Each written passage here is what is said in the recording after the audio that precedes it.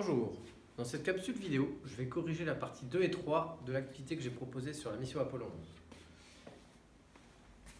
Alors, dans la partie 2, on va s'intéresser au voyage vers la Lune et au retour vers la Terre. On va te poser deux questions sur les notions de trajectoire. Alors pour rappel, les notions de trajectoire, tu peux aller sur mon site e-learning physique, 3e, partie H, la sécurité routière. Et je te fais quelques rappels dans le chapitre 1 mouvement sur les différents types de trajectoires, entre des trajectoires rectilignes, circulaires et curvilignes. Voilà. Alors pour revenir à l'activité, on te dit que la trajectoire entre l'insertion en orbite et l'injection sur une orbite de transit vers la Lune peut être qualifiée de rectiligne, circulaire ou curviligne. Pour ce faire, il faut déjà essayer de trouver l'insertion en orbite. Quelle est l'étape correspondante à l'insertion en orbite? On s'aperçoit que c'est l'étape 2. Enfin, la deuxième étape est l'injection sur une orbite de transit. Cette étape correspond à l'étape numéro 4. Tu n'as plus qu'à observer sur le schéma entre l'étape 2 et l'étape 4. Tu t'aperçois que la trajectoire est un cercle, enfin un demi-cercle. On doit qualifier donc cette trajectoire de circulaire. Donc la réponse était celle-ci. Dans la question de 2, on te demande la trajectoire entre la séparation du troisième étage et l'insertion en orbite lunaire. Si elle peut être qualifiée de rectiligne, circulaire ou de curviligne. Donc ici, la séparation du troisième étage, c'est l'étape 5. L'étape 6 correspond à l'insertion en orbite lunaire. Tu t'aperçois qu'entre l'étape 5 et l'étape 6, la trajectoire décrite n'est ni une droite, ni un cercle. On va donc la qualifier de curviligne. Donc la réponse était ici. On passe ainsi à la partie 3. Et descente du module lunaire sur la Lune. Donc ici on a un chronophotogramme, on a un schéma sur l'emplacement des différents moteurs à propulsion, où le placer, on va y revenir après, puis tu as un document sur l'atmosphère de la Lune. Question 3.1. À partir de la chronophotographie restituée de la descente du module lunaire, associez à chaque enregistrement ABC les termes suivants. Mouvement ralenti ou décéléré, uniforme ou accéléré. Alors, tout pareil sur le même chapitre que je t'ai dit avant, tu as une vidéo associée qui te permet de comprendre ce qu'est une chronophotographie et ce qu'est du coup un chronophotogramme. Donc je t'invite à la regarder. On va pouvoir répondre aux questions. Alors du coup, sur cet enregistrement, tu t'aperçois qu'ici, donc entre chaque position, on a un intervalle de temps qui est le même. Je prends un exemple ici, ça peut être 10 secondes, 1 minute. Donc imaginons que partons sur 1 minute. Si à chaque fois entre deux positions successives, il se passe 1 minute, on voit ici que les positions se resserrent. Donc la vitesse diminue. On va qualifier le mouvement de ralenti ou décéléré. Sur le chronophotogramme B, on voit ici que les positions sont distantes toujours d'une même distance. D'accord. Donc ici, on voit que la vitesse reste la même, reste constante, on dit. On dit que le mouvement est uniforme. Enfin, le chronophotogramme C, on voit que les positions du module lunaire s'écartent de plus en plus. Ça veut dire que la vitesse augmente.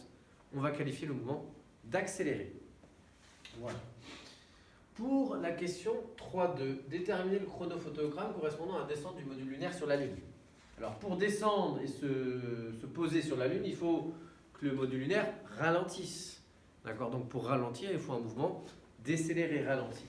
Donc ici, ça correspond au chronophotogramme, du coup A. Les positions sont de plus en plus resserrées.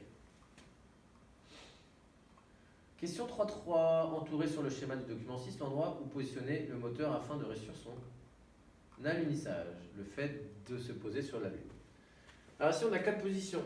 En tout cas, cette question, c'est que si on positionne le moteur à propulsion ici, on va exercer une force.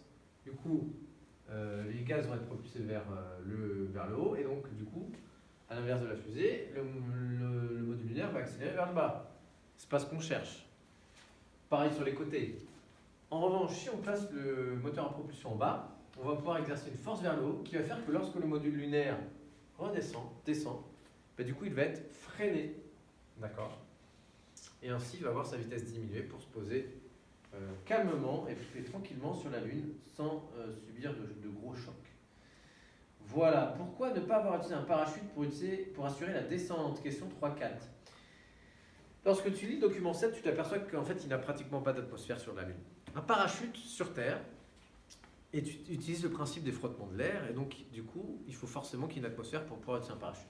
Ainsi, sur la Lune, sachant qu'il n'y a pas d'atmosphère, le ralentissement du module lunaire n'a aucun sens avec un parachute. On va pouvoir utiliser ce type de technique sur des planètes où il y a des atmosphères vraiment denses comme Vénus par exemple. Voilà. Question 3.5. Que signifie le terme rectiligne? Le terme rectiligne signifie qu'on a une trajectoire qui correspond à une droite. D'accord? Donc ça, tu le retrouves encore une fois sur ce chapitre-là, avec une trajectoire droite, on va dire que le mouvement est rectiligne. Question 3.6. La masse du module lunaire est de 16 tonnes en charge. Calculez le poids du module lunaire sur la Lune. Alors on va la traiter. On y va. Question 3.6. Donc ici, on va appliquer la même rédaction qu'habituellement. Donc donner relation, calcul, conclusion. Donc tu souhaites calculer le poids du module lunaire sur la Lune. J'insiste sur la Lune. Donc ici, on va s'intéresser au champ de pesanteur de la Lune. Alors, pour commencer, le robot a une masse de 16 tonnes. Le G à prendre, et c'est l'erreur à ne pas faire, c'est prendre le G, c'est-à-dire l'intensité de pesanteur correspondant à la Terre. On te dit dès le début de l'activité, alors c'est vrai que c'est en petit, que l'intensité du champ de pesanteur de la Lune correspond à 1,6 Newton par kilogramme. Donc ici, l'intensité du champ de pesanteur de la Lune vaut 1,6 Newton par kilogramme. Donc maintenant que nous avons, l'étape où il faut faire attention, c'est que cette formule, sans l'unité ne suffit pas. Tu sais que dans cette formule, la masse s'exprime en kilogrammes et l'intensité du champ de pesanteur en newton par kilogramme. Et ça, il faut le savoir. Pourquoi? Parce que si ta masse n'est pas en kilogrammes, ta formule n'a aucun sens. En fait, elle est fausse. Donc du coup, ici, on s'aperçoit que la masse est en tonnes. Il faut donc la convertir en kilogrammes. Une tonne correspond à la masse d'une petite voiture. Ça correspond à peu près, ça correspond même à une tonne. Excusez-moi. Une tonne correspond à 1000 kg. Donc 16 tonnes correspond à 16 000 kg. Voilà. Maintenant qu'on sait que nos grandeurs sont dans les bonnes unités, on n'a plus qu'à faire le calcul. Voilà, 16 000 fois 1,6. Et en prenant sa calculatrice, on doit trouver...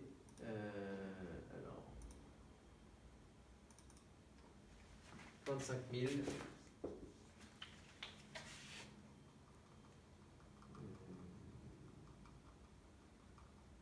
600 newtons. En conclusion, tu n'oublies pas de mettre que le poids du module lunaire sur la Lune est de 25 600 newtons. Voilà. Bon.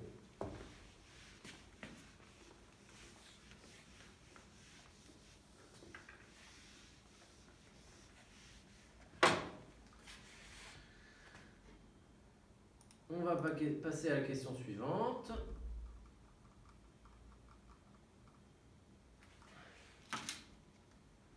On te demande dans la question 3.7 d'indiquer la valeur de la masse de Neil Armstrong sur la Lune. Vous justifierez votre réponse. Alors dans ce document, on nous donne en fait tout en haut la masse de Neil Armstrong de 75 kg. Alors en fait, ici il n'y a aucun calcul à faire parce que je te rappelle qu'on avait vu donc au début de l'année sur le chapitre poids et masse, qui est dans la partie F. On avait vu que la masse est une grandeur intrinsèque. Bon, il y avait des élèves qui ne savaient pas trop ce que ça voulait dire, et qui avaient un peu de mal avec cette notion-là. En fait, une grandeur intrinsèque, c'est une grandeur qui ne dépend pas du lieu. Ainsi qu'on soit sur la Lune, sur Mars, sur la Terre, la masse de Neil Armstrong restera toujours la même, c'est-à-dire de 75 kg. Donc voilà ce qu'il fallait dire, que la masse est une grandeur intrinsèque et qu'elle ne dépendait pas du lieu. Donc c'est toujours 75 kg.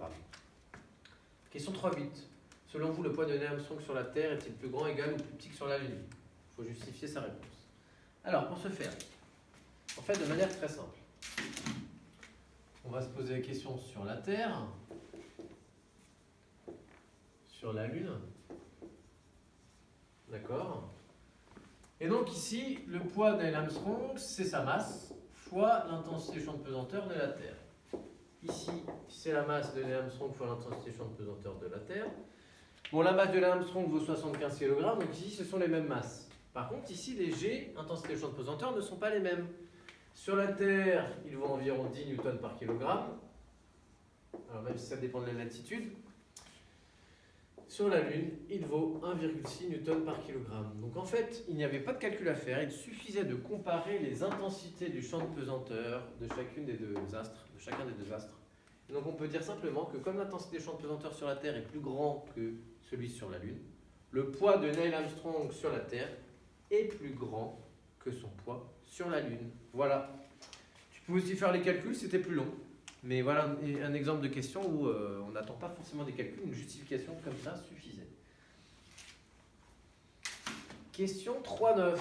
On te dit que l'expédition Apollo 11 a ramené 22 kg de roches lunaires sur la Terre. On te demande de convertir en grammes. Donc, ça c'est une question qui te permet de refaire des petites conversions, ça fait jamais de mal. Donc 22 kg, tu sais qu'un kilogramme c'est 1000 grammes, donc ici 22 kg ça te fait 22 000 grammes. Voilà. J'en ai fini avec les parties 2 et 3. Donc tu retrouveras la correction de la partie 1 et de la partie 4 dans 2 vidéos différentes. Donc voilà, j'espère que cette vidéo t'aura servi et je te souhaite bon courage. À bientôt.